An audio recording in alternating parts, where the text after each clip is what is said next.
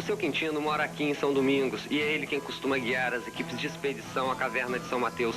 Seu Quintino, o que o senhor sentiu quando entrou pela primeira vez na caverna?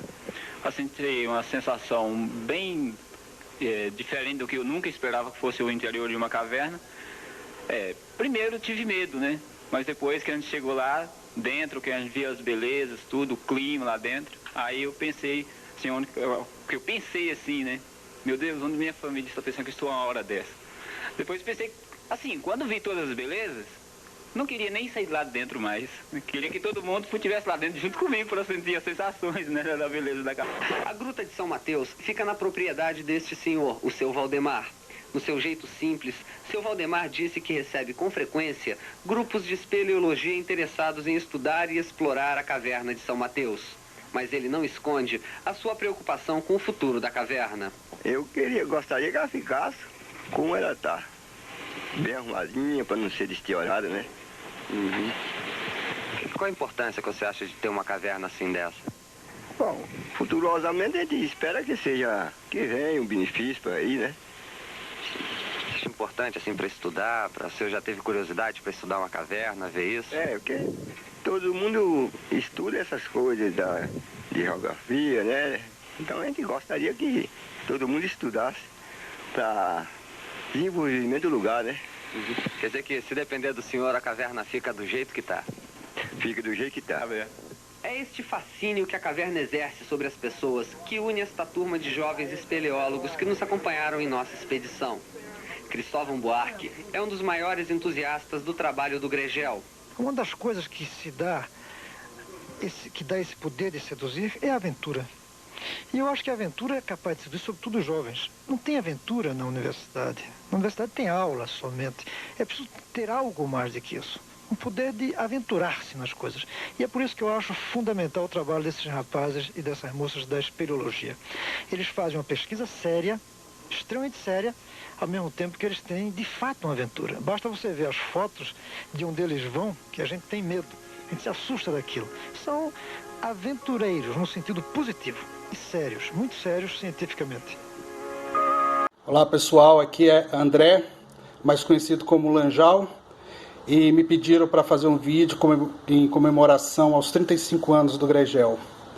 Bom, o Gregel fez parte da minha vida por pelo menos quase 10 anos, 9, 10 anos, desde 86 até 95, sempre envolvido nas atividades, na bagunça da turma boa, né? Aquela alegria indo às cavernas, fazendo mapeamento de caverna, na volta a comemoração de sempre, os batismos dos calouros. Então era sempre uma atividade muito boa, fez parte do engrandecimento de toda a minha carreira, parte do meu conhecimento geológico também, muitos amigos, aprendemos bastante ali e nos divertimos muito. E eu só quero dizer que o Gregel, eu fico feliz que já tenha 35 anos e espero daqui a mais 35 anos, quando eu estiver velhinho mesmo, posso fazer outro vídeo e comemorar os 70 anos do grupo, tá? Tudo de bom para vocês e mantenha o Gregel livre. Um abraço a todos. Fala galera, boa tarde. Bom, quem tá falando aqui é o André Cadamuro. Para alguns lá no Gregel, Mamífero. Para outros, John Lennon. Enfim, alguns dos apelidos. Mas isso é uma outra história. Eu tô aqui para dar os parabéns pro Gregel, seus 35 anos de idade. Na verdade, parece que é muito mais, porque foi tanta gente envolvida que parece que o Gregel tem muito mais tempo. Eu fui presidente do Gregel, não me lembro se de 94 a 95 ou 95 a 96, enfim, não me lembro. Eu sei que esse período para mim foi como uma era do Gregel. A nossa galera, o pessoal contemporâneo da época, conseguiu envolver as pessoas, os antigos membros e os membros que estavam lá trabalhando em várias atividades. A gente conseguiu tocar várias coisas, fazer vários projetos espeleológicos diferentes. E fazer muitas festas também, muitos churrascos, sempre com o caldo de feijão da Neuminha, que era fenomenal. Acho difícil alguém fazer um caldo de feijão tão bom quanto o dela. E ali a gente arrecadava a grana para poder fazer algumas coisas assim. Na maioria das vezes para tomar cerveja mesmo. Mas eu queria dar os parabéns não só para o Gregel, mas para vocês aí que estão tocando o Gregel agora. Eu quero que vocês saibam que o Gregel é uma coisa muito importante para todos nós que passamos por ali. Temos milhões de lembranças boas, e o Gregel ele é muito mais do que só um grupo de espeleologia, né? Ele é uma escola. O Gregel, eu considero que na minha formação como geólogo, na minha vida profissional, eu tive duas escolas.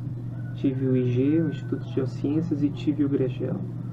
O Gregel me ensinou muita coisa, principalmente o comportamento no campo, né? Como se comportar no campo. Isso é uma coisa que muitas vezes a gente não aprende só nas saídas de geologia, né? E o Gregel ele te abre os horizontes, te ensina muito mais coisas do que você pode aprender só na geologia ou num outro curso de geociências ou num curso de biologia, enfim, qualquer uma área afim. A espeleologia é multidisciplinar, né? E o Gregel sempre agregou pessoas de várias áreas, né? Inclusive de áreas humanas, comunicação, direito, vários colegas espeleólogos que participaram desse período com a gente. Enfim, são muitas lembranças. Talvez a que eu mais goste seja o projeto da Gruta dos Ecos, né? O projeto da Gruta dos Ecos ele nasceu de um momento que a gente estava vendo o mapa que o EGB, né, o Grupo Espeleológico de Brasília, tinha feito da Gruta dos Ecos, né? E era um mapa muito tosco, né, muito feio. E a gente olhou aquele mapa e tem um salão, que é o salão dos morcegos, né? Ele estava pontilhado, tracejado, assim, como se ninguém soubesse a forma dele, só sabia que era um espaço e colocar o nome, né? Então a gente falou assim, pô, vamos refazer esse mapa. E aí tinha o Minhoca, né? Tava lá, o Guilherme, meu compadre, e ele comentou que achava que esse mapa também tinha um erro. Porque eu não sei se vocês já olharam o mapa de Ecos, ele parece uma perereca com as pernas reganhadas, assim, né? Esticada. Esse mapa, essas perninhas da perereca assim, aberta, eles tinham mais ou menos a mesma direção. E a gente tinha a sensação que não, que na verdade o Salão dos Morcegos, ele pegava um outro azimuth, uma direção diferente da Galeria Sul, né? Bom, então nós decidimos iniciar o projeto Gruta dos Ecos. Fizemos uma série de entrevistas com pessoas que topografou a caverna antes, membros antigos do EGB. Fomos correr atrás de diferentes metodologias de topografia, como seria a melhor maneira de topografar a caverna. E aí nós tivemos uma dica de um colega nosso que se chama Júlio Linhares, né, Julinho. O Julinho ele foi do EGB também, inclusive participou dessa primeira topografia. E ele bom, não tenho certeza se ele participou, mas ele disse que talvez a melhor maneira da gente topografar a caverna fosse fazendo bases ao longo das paredes e medidas de radiação tentando escanear as paredes, né? Mais ou menos isso. E foi assim que nós chegamos lá na caverna, não sabíamos nem por onde começar. Pegamos uma árvore de frente da boca principal como nosso ponto de amarração fora da caverna, né? Pegamos a coordenada dela e começamos a topografia no sentido anti-horário, né? A gente começou a topografar a caverna no sentido anti-horário. Na verdade, a gente dividiu em dois grupos. Um foi pelo sentido horário, o outro pelo sentido anti-horário, mas a estratégia era a mesma, né? E aí vieram vários grupos, várias equipes, né? e foi muito tempo de topografia. A caverna é enorme, é a maior gruta nesse tipo de rocha encaixante, né, do micaxisto, da América Latina, quiçá do mundo, não sei. Mas, enfim, quando nós terminamos a topografia e o mapa estava todo remendado lá, né, que a gente ia escanear para poder fazer a arte no CorelDRAW ainda, para depois trabalhar, quem sabe, no ArcGIS, que naquela época estava começando essa história de ArcGIS ainda. A gente descobriu que o mapa da GB estava certo. Um evento engraçado durante esse período todo de topografia que eu participei do início ao fim foi 2 momentos muito engraçados. Um engraçado e o outro muito assustador. O primeiro momento engraçado foi que a gente dormiu, várias vezes nós dormimos, mas nessa ocasião nós dormimos no Salão das Nuvens, né? Que é na porção central da caverna, logo que você entra pela boca principal. E lá, no meio da noite, um colega nosso famoso, Chico Bento, vocês já devem ter ouvido falar dele também, ele acordou desesperado, dizendo que estava vendo uma visagem, uma assombração, né? Na verdade era a luz, um raio de luz que conseguia entrar lá da boca principal e chegar até o Salão das Nuvens. E realmente no início ficou todo mundo meio assustado, até a gente se ligar que era possível que a luz chegasse até lá, né? E isso foi muito engraçado. E a outra ocasião foi quando a gente estava para lá do lago, a gente atravessou o lago e estava topografando o Salão dos Morcegos e a futura Galeria Itália, né, que seria dado esse nome, né, para um outro colega da antiga nosso que ajudou na topografia. E quando encontramos lá, eles, não, nós terminamos também, vamos voltar. E quando a gente estava voltando, teve um deslizamento de blocos, né, muito grande lá na Galeria Itália. Foi um estrondo terrível, ficou todo mundo assim, e pernas para que te quero. Nunca andamos tão rápido em cima daqueles blocos e nadamos tão rápido dentro daquela água gelada como a gente fez. Bom, enfim, essas são as 2 histórias. Eu quero de novo dar os parabéns para o Gregel, dar os parabéns para vocês, dizer que o Gregel é muito importante no cenário da espeleologia nacional.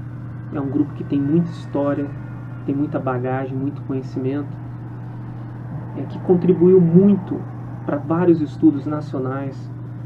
O plano de manejo do Poço Encantado na Chapada Diamantina, o estudo do karst em Pains, o próprio estudo geológico e estrutural da Gruta dos Ecos, que foi desenvolvido depois pelo SECAV.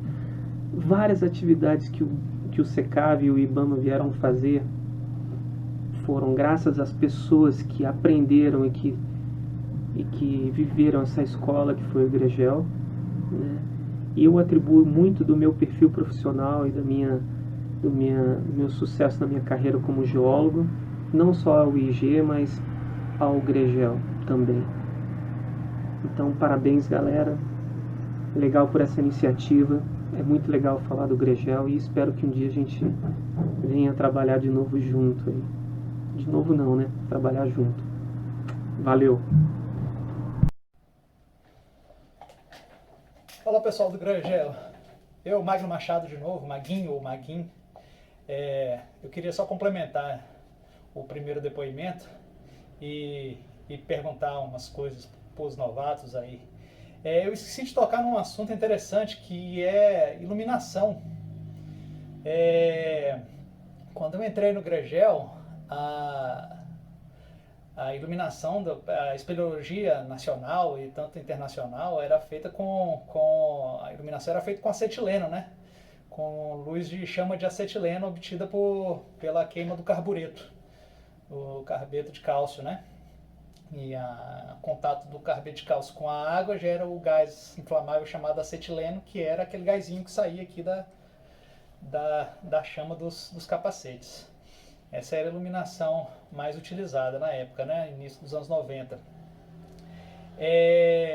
Eu lembro, era interessante, como eu tinha falado no primeiro vídeo, era tudo meio improvisado no início dos anos 90 no nosso grupo. E quando eu entrei, os reatores de carbureto que existiam disponíveis eram basicamente uns de fabricação nacional. Tinha um pessoal que fazia um reator de carbureto de fibra de vidro, de Monte Sião. Era uma galera que fazia espeleologia lá e que desenvolveu um modelo lá feito de fibra de vidro. Algumas pessoas do grupo tinham esse reator de fibra de vidro, mas a maioria usava um reator de latão, feito de latão amarelo, por um cara lá em São Carlos, interior de São Paulo.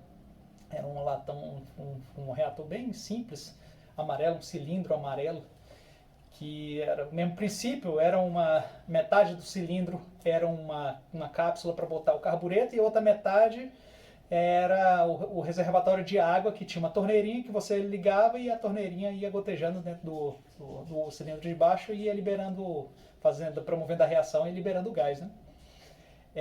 Só depois do Goiás 94, quando a gente teve contato com os franceses e alguns deixaram de presente alguns equipamentos para a gente, é que a gente começou a ter acesso aos reatores de carbureto da Petzl, que era o famoso Ariane, que era um reator de PVC ou poliuretano, um negócio assim, um material plástico preto, mas era um modelo mais bonitão, assim, mais estiloso. E ele tinha um negócio muito interessante, que aqui o acendedor era um Magiclick, era automático. Porque antigamente a galera andava era com um isqueiro amarrado no capacete. E aí você tinha que pegar essa cordinha onde estava o isqueiro e acender aqui, ó, no isqueiro. E era uma dificuldade às vezes, né? Às vezes o isqueiro molhava, enfim. Então era bem rudimentar mesmo, né? E com isso é idos de 94, né? Já existia lá na França e a gente começou a ter acesso, começou a conhecer os franceses, eles começaram a mandar pra gente importado. E com o tempo chegou no Brasil, né? A gente começou a comprar bem caro, mas começamos a ter acesso. E esse Magiclick era realmente uma mão na roda, né? E a versão mais top desse conjunto, né, da Petzl, conjunto de iluminação da Petzl, que vinha com capacete vermelho, o Magiclick e uma lanterna halógena, né, acoplada. Eu percebi, bom, estou afastado da espeleologia há alguns anos já, desde que eu deixei o Grejal em 2006, mas eu percebi que as pessoas não usam mais carbureto, né, não usam mais iluminação a carbureto, agora é tudo LED. Então, tá aí, outra evolução. Eu não sei se tem... É lógico que o LED é muito mais leve, você não tem que ficar quebrando carbureto e correndo o risco de se acidentar. A gente tem um caso de um colega nosso do EGB, que numa caverna, a gente, de vez em quando o negócio entupia, você tinha que soprar o biquinho. E aí aconteceu um acidente com ele, que ele estava numa galeria meio apertada, ele foi soprar, tirar o biquinho e soprar, mas ainda tinha uma chama dentro da mangueira, e quando ele soprou, o gás saiu. E o ambiente fechado ali, apertado, causou algumas queimaduras no rosto dele. Nada grave, mas ele ficou um tempo usando uma máscara meio de Chuck para proteger o rosto do sol e tal. Que é muito comum hoje a gente usando para outra história, né? Por causa da pandemia. Mas naquela época, começo dos anos 2000, a gente viu o colega todo assistindo aula com aquela máscara que só tinha uns olhinhos de fora por causa desse acidente, né? Era meio estranho. Mas tudo certo, não aconteceu nada de mais grave. Mas é isso. Só queria fazer a pergunta mesmo. A iluminação agora é LED, é mais fácil e tal, mas tem alguma restrição ambiental ou ética com relação ao carbureto? Me explique aí, Novos do Grejel. A gente fez até uma excursão emotiva de reencontro de alguns colegas ano passado. Fomos para São Domingos, meados do ano passado, e aí muitos tinham o reator a carbureto. A gente fez uma viagem iluminada a carbureto, né? A moda antiga, mas tudo evolui, né? Tudo muda. Mas é isso aí. De novo, parabéns, Grejel, parabéns, espeleólogos do Grejel e espeleólogos do Brasil. Desejo de novo muitas felicidades, muitos anos de cavernadas para o nosso querido grupo espeleológico da geologia. E é isso aí, keep cavernando então, ok? Tchau! Respondendo aí a provocação do Maguinho, né, em relação ao carbureto, né, a gente entende assim, que nas cidades que são mais pobres, né, que dependem do turismo de caverna, você vai para Terra Ronca, para Peroaçu, né, que o pessoal não tem tanto acesso assim ainda ao uso de lâmpadas modernas, né, o pessoal ainda usa o carbureto porque é o que eles têm acesso, é o que eles conhecem, né. Então acho que isso a gente não tem como mudar, né? Afinal de contas é um processo lento e para mudar isso eles teriam que ter acesso ao mesmo material que a gente tem, né? Mas agora para a gente, né, imaginar que o carbureto, a chama da carbureteira gera fuligem, gera CO2, então isso tudo vai poluir na caverna, né? Tem um trabalho muito legal do Eros, né, que ele publicou lá para algumas cavernas do Peter, né, acho que foi até Gruta Santana, e ele coloca como os resíduos, né, deixados pelo uso de carbureteiras, né? Então você tem espeleotemas que são cobertos com uma fuligem preta, você tem fumaça nas cavernas, e também tem formação de novos espeleotemas, né? Formados a partir da borra da carbureteira, né? Então sempre que a gente pode trocar, né, por que não? Hoje em dia um LED, você tem lanternas LED de 700 mil lumens que iluminam tão bem e melhor do que uma carbureteira, né? É claro que fica, né, ele não consegue emular tão bem aquela iluminação única da carbureteira, né? A chama, né, ela gera uma textura única, né, quando você vai tirar uma foto ou quando você vai fazer um vídeo, né? Fica a saudade, eu também tenho a minha carbureteira guardada em casa, né, e fica a saudade de usar, né? Mas se eu tenho hoje uma lanterna, né, melhor do que a carbureteira, eu vou sempre preferir usar a minha lanterna melhor, porque eu agrido menos a caverna, né? O meu impacto na caverna é menor, né? Eu acho que essa é uma das coisas que o Gregel me ensinou, como fazer uma visita de uma caverna sem deixar os meus rastros nela, né? Além das boas memórias. Então, bom, parabéns, Gregel, pelos seus 35 anos, que venham muitos mais, que continuem tendo pessoas ativas, pessoas animadas, que a gente continue cavernando, né? Aguardo vocês e bora cavernar, quando for possível. Com muita alegria que eu participo da comemoração dos 35 anos do nosso querido Gregel, o grupo de espeleologia do Instituto de Geociências. Eu ainda era aluna de graduação quando o Gregel iniciou, vários colegas meus participavam do Gregel e ao longo desses anos todos nós vemos como que o grupo avançou. Depois eu fui diretora do Instituto de Geociências e hoje como reitora tenho orgulho de ter essas pessoas tão envolvidas com a ciência e com a extensão universitária. O grupo de espeleologia, ele ajuda muito na formação dos nossos estudantes de graduação, também de pós-graduação, e trazem uma grande contribuição para a sociedade com seu trabalho. Parabéns e vida longa ao Gregel.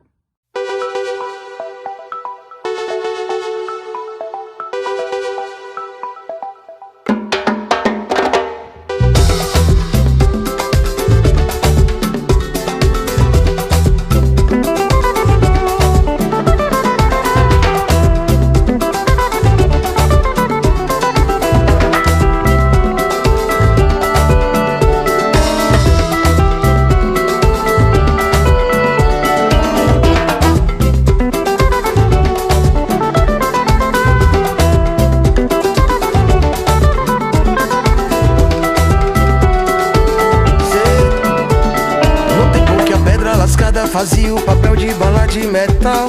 Não tem diferença do homem moderno pro homem de Neandertal. A pedra lascada no papel de bala de metal. Não tem diferença do homem moderno pro homem de Neandertal.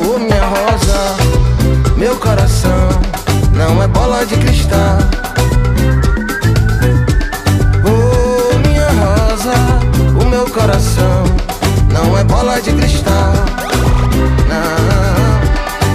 Bola de cristal, bola de cristal, bola de cristal, não é bola de cristal, já passou. Bola de cristal, bola de cristal, é você. Bola de cristal, não é bola de cristal, não.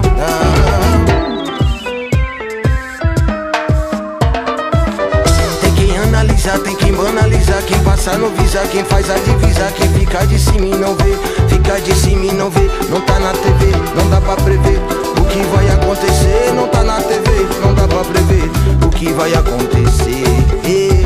Aniquila o sofrimento da família, a energia da família 100% positiva. Não esqueça que tem poder para mudar o mundo.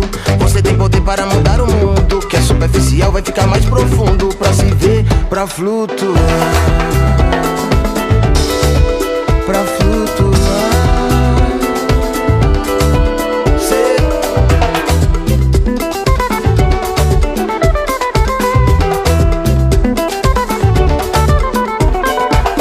Que a pedra lascada fazia o papel de bala de metal. Não tem diferença do homem moderno pro homem de Neandertal. A pedra lascada no papel de bala de metal. Não tem diferença do homem moderno. Oh, minha rosa, meu coração não é bola de cristal. Oh, minha rosa, o meu coração não é bola de cristal. Bola de cristal, bola de cristal, bola de cristal, não é bola de cristal, já passou. Bola de cristal, bola de cristal, é você. Bola de cristal, não é bola de cristal,